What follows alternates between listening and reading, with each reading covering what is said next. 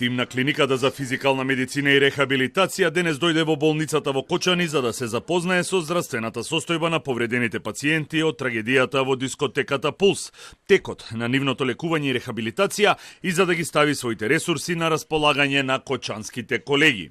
Да, човечки ресурси, зборуваме за тимови кои што се едуцирани со помош на тимот од Англија кој што спроведе детална обука за тоа како се третираат пациенти и рехабилитираат пациенти со изгореници.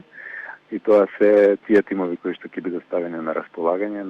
Така да работи еден физијатар, колку што јас може да видам од Чанската болница, еден физијатар кој што доаѓа од Штипската болница, но повеќе физиотерапевти кои што се на располагање, оние кои што имаат директна работа со пациентите. Во Кочанската болница во моментов се лекуваат 39 пациенти, а процесот на лекување и рехабилитација е индивидуален во зависност од степенот на повредите. 65 пациенти се на домашно лекување, но и тие се вклучени во процесот на рехабилитација. Мехмедовиќ вели дека се потребни повеќе човечки ресурси, односно лекари, и дека опрема за лекување има доволно. Има пациенти кои што имаат посериозни повреди и кои што рехабилитацијата оди поспори и оди потешко, и има пациенти кои што се полесни. Во зависност од тоа се аплицираат различно и во различен временски период се аплицираат процедури кои што се наменет индивидуален е пристапот. Секој пациент се третира во зависност од тоа какви се потребите. Граѓанската иницијатива Супорт Кочани смета дека е потребна подобра транспарентност, организација и институционален одговор. Вела дека има позитивни примери, но многу нешта недостасуваат и дека надлежните треба отворено да кажат дали и зашто им е потребна помош. Од иницијативата вела дека повредените чија состојба е подобра се откажуваат од средствата кои им се донирани и ги префрлаат на сметките на оние чија здравствена состојба се уште е тешка.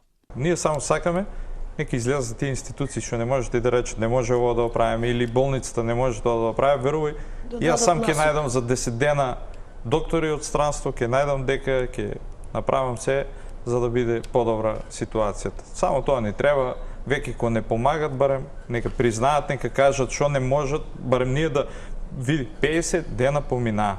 Долгорочна стратегија за рехабилитација на повредените, психолошка помош и поддршка на повредените и нивните семејства и семејствата на настраданите е она што во моментов е неопходно за кочанчани. Тагата е неизмерна.